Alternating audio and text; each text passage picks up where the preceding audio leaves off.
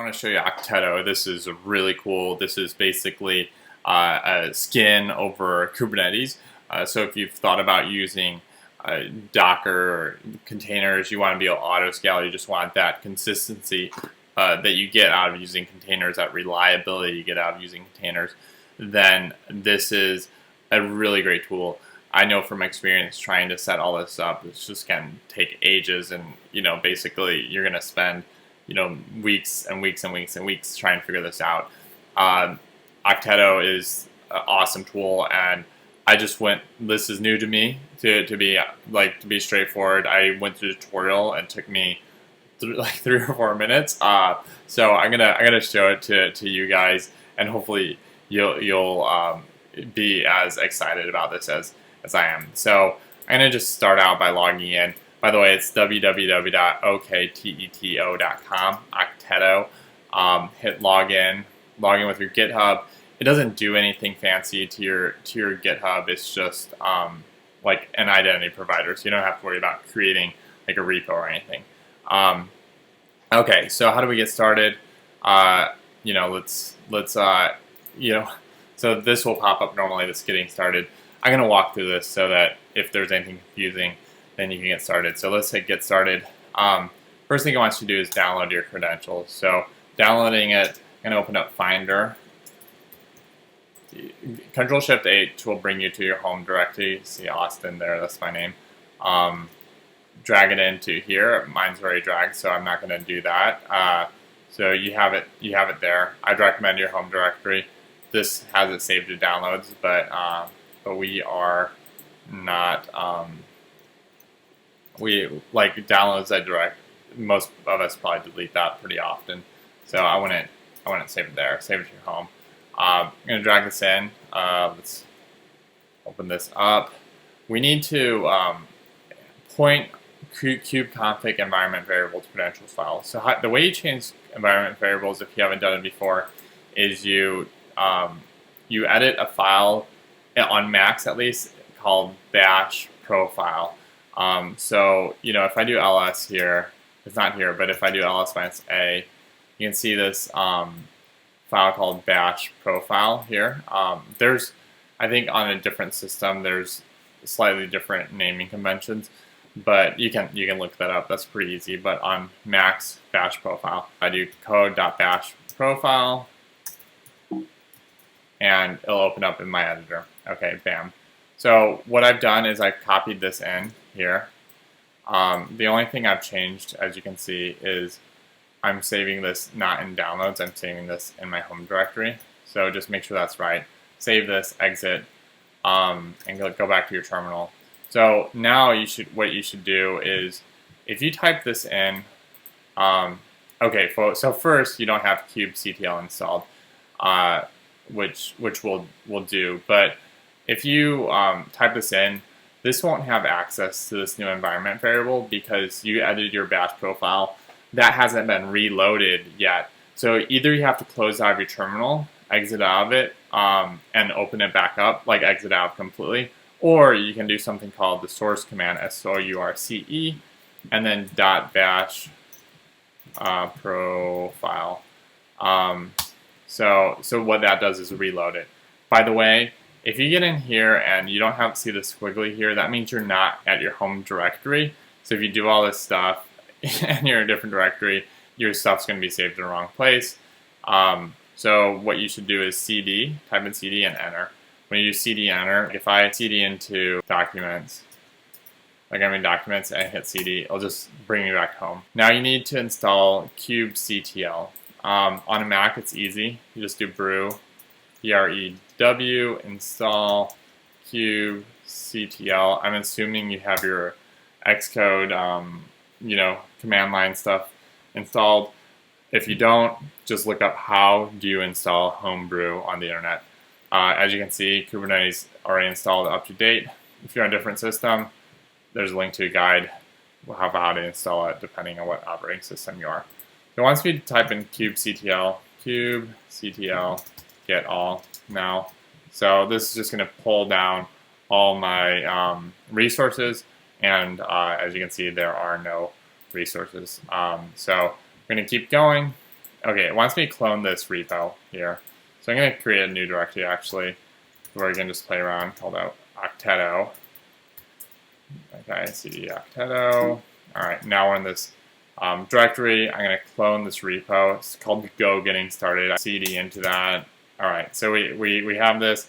You can see that there's some YAML files, this Okteto YAML, this KS. If you guys aren't familiar with YAML files yet, they're basically configuration files. They're like JSON files, but a slightly different. Some people would say more readable. I think they're really hard to read format that's often used for Docker containers and also Kubernetes.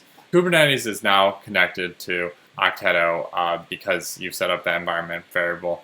So if I do this, I type in kubectl apply, and it's going to run this file, F is for file, this YAML file, and it's going to do what is in here to the Kubernetes instance online. So I'm going to hit this.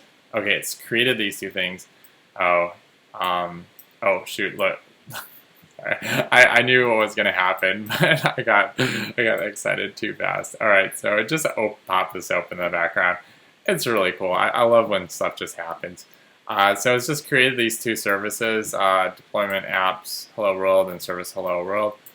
This is here, and next step on the tutorial is, hey, you've created this. I can click this link, and it's running this application. Like, that was how fast it was to get online.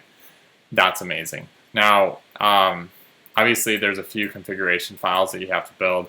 So, like, if we do code dot, I just want to show you around this directory a little bit so you guys can see. Here's a YAML file we just ran. So it's like, okay, there's a name of a file, just one replica. I think that's probably a scaling factor. Here's the name of the image, and so forth. So there's a few things. It's not the worst YAML file I've seen. These could run hundreds of lines when you're doing Kubernetes, but I'm sure there's some pretty easy tutorial instructions up there. Here's Okteto version. Again, pretty short, pretty easy, some forwarding URLs.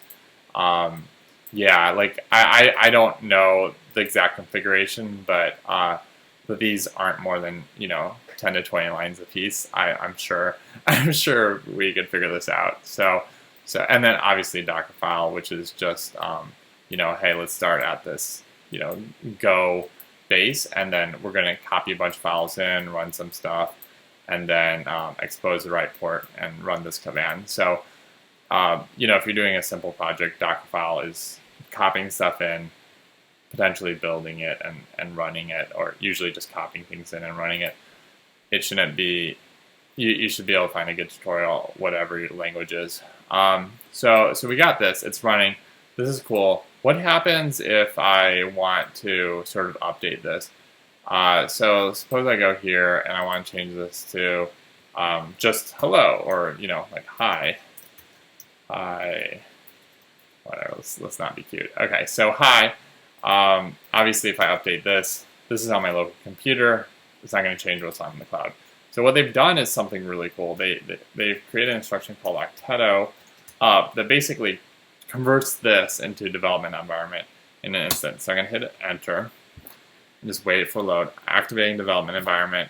And then the next thing it does is really interesting. It synchronizes, file synchronizes what's on my computer in this directory with the Docker container up there. So if I hit ls here, okay, so that's my folder, but if I do cd ...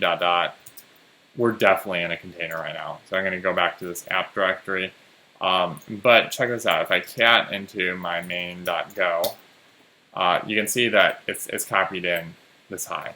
So also, I'm going to change this to hi everyone. I'm going to save this. Let's see how long it takes to respond. So I'm going to cat this. Look, it changes instantaneously.